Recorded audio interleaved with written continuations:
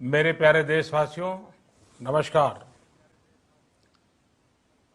Corona के खिलाफ लड़ाई में जनता कर्फ्यू से लेकर आज तक हम सभी भारतवासियों ने बहुत लंबा सफर तय किया है।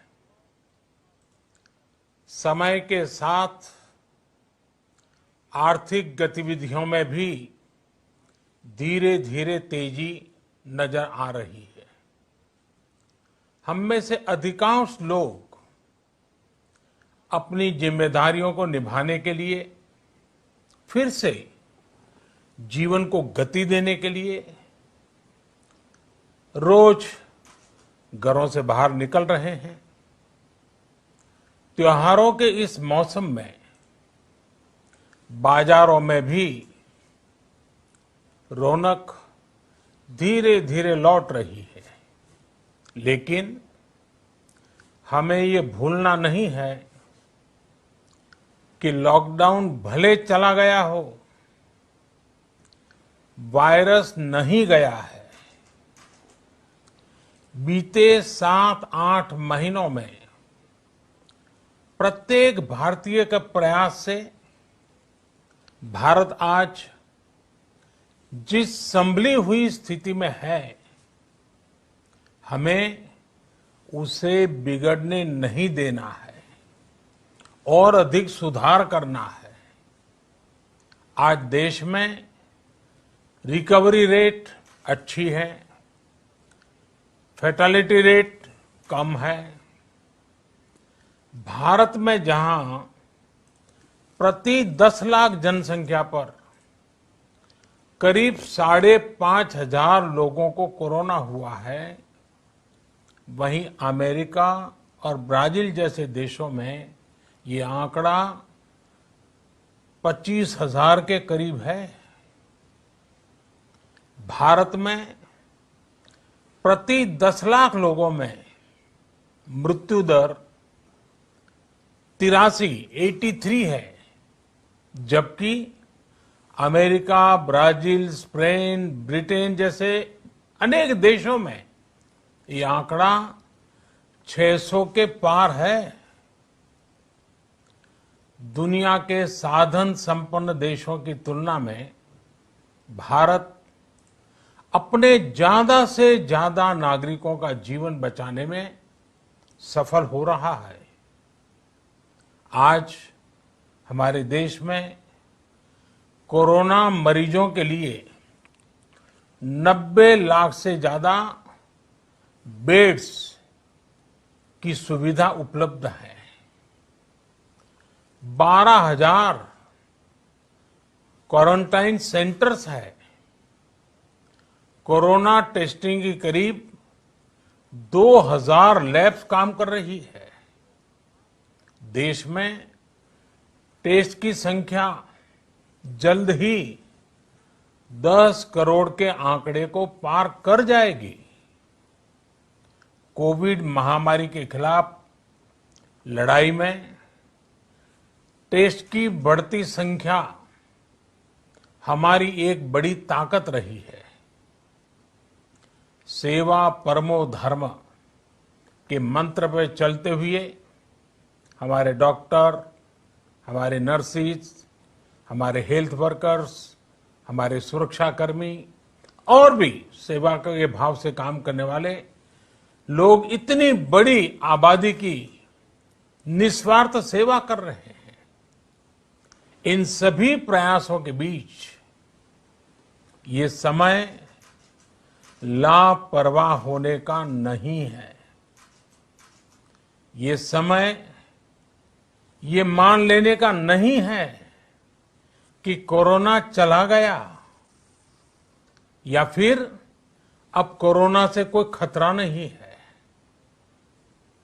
हाल के दिनों में हम सब ने बहुत सी तस्वीरें, वीडियो देखे हैं जिनमें साफ दिखता है कि कई लोगों ने अब सावधानी बरतना या तो बंद कर दिया है या बहुत ढिलाई ले आए हैं। ये बिल्कुल ठीक नहीं है। अगर आप लापरवाही बरत रहे हैं, बिना मास्क के बाहर निकल रहे हैं, तो आप अपने आप को, अपने परिवार को, अपने परिवार के बच्चों को, बुजुर्गों को उतने ही बड़े संकट में डाल रहे हैं।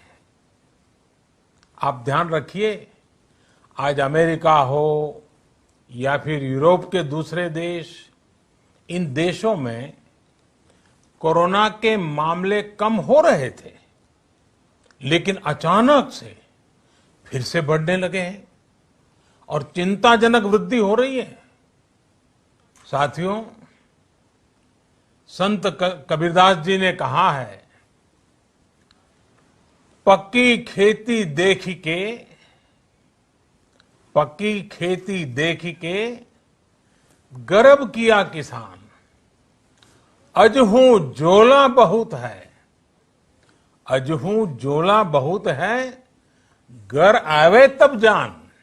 अर्थात कई बार हम पकी हुई फसल देखकर ही अति आत्मविश्वास से भर जाते हैं कि अब तो काम हो गया, लेकिन जब तक फसल घर न आ जाए तब तक काम पूरा नहीं मानना चाहिए। यही कबीरदास जी कह के गए हैं। यानी जब तक सफलता पूरी न मिल जाए, लापरवाही नहीं करनी चाहिए।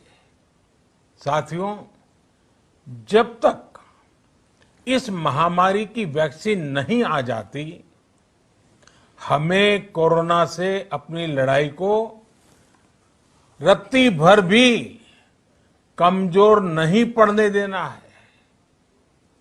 बरसों बाद हम ऐसा होता देख रहे हैं कि मानवता को बचाने के लिए युद्ध स्तर पर पूरी दुनिया में काम हो रहा है। अनेक देश इसके लिए काम कर रहे हैं। हमारे देश के वैज्ञानिक भी वैक्सीन के लिए जी जान से जुटे हैं। भारत में अभी कोरोना की कई वैक्सीन पर काम चल रहा है। इनमें कुछ एडवांस स्टेज पर है, आशास्पद स्थिति दिखती है। साथियों, कोरोना की वैक्सीन जब भी आएगी, वो जल्द से जल्द प्रत्येक भारतीय तक कैसे पहुंचे, इसके लिए भी सरकार की तैयारी जारी है। एक एक नागरिक तक वैक्सीन पहुंचे, इसके लिए तेजी से काम हो रहा है। साथियों, रामचरितमानस में बहुत ही शिक्षाप्रद बातें हैं, सीखने जैसी बातें हैं, लेकिन साथ साथ अनेक प्रकार की चेतावनियां भी हैं। जैसे रामचरितमानस में बहुत बड़ी बात कही गई है, रिपु रुज पावक पाप, रिपु रुज पावक पाप, प्रभु अहि गनीय न छोट करी। अर्थात आग, शत्रु, पाप यानी कि गलती और बीमारी, इन्हें कभी छोटा नहीं समझना चाहिए। जब तक इनका पूरा इलाज न हो जाए, इन्हें हल्के में नहीं लेना चाहिए। इसलिए याद रखिए, जब तक दवाई नहीं, तब तक ढिलाई नहीं। त्योहारों का समय हमारे जीवन में खुशियों का समय है, उल्लास का समय है। एक कठिन समय से निकलकर हम आगे बढ़ रहे हैं। थोड़ी सी लापरवाही हमारी गति को रोक सकती है, हमारी खुशियों को धूमिल कर सकती है। जीवन की जिम्मेदारियों को निभाना और सतर्कता, ये दोनों साथ साथ चलेंगे, तभी जीवन में खुशियां बनी रहेगी। 2 गज की दूरी, समय समय पर साबुन से हाथ धुलना और मास्क लगाना, इसका ध्यान रखिए। और मैं आप सबसे करबद्ध प्रार्थना करता हूं, आपको मैं सुरक्षित देखना चाहता हूं, आपके परिवार को सुखी देना चाहता हूं। ये त्योहार आपके जीवन में उत्साह और उमंग भरे, ऐसा वातावरण चाहता हूं। और इसलिए मैं बार बार हर देशवासी से आग्रह करता हूं। मैं आज अपने मीडिया के साथियों से भी, सोशल मीडिया में जो सक्रिय हैं उन लोगों से भी बड़े आग्रह से कहना चाहता हूं कि आप जागरूकता लाने के लिए, इन नियमों का पालन करने के लिए जितना जन जागरण अभियान करेंगे, ये आपकी तरफ से देश की बहुत बड़ी सेवा होगी। आप जरूर हमें साथ दीजिए, देश के कोटि कोटि जनों को साथ दीजिए। मेरे प्यारे देशवासियों, स्वस्थ रहिए, तेज गति से आगे बढ़िए और हम सब मिलकर के देश को भी आगे बढ़ाएं।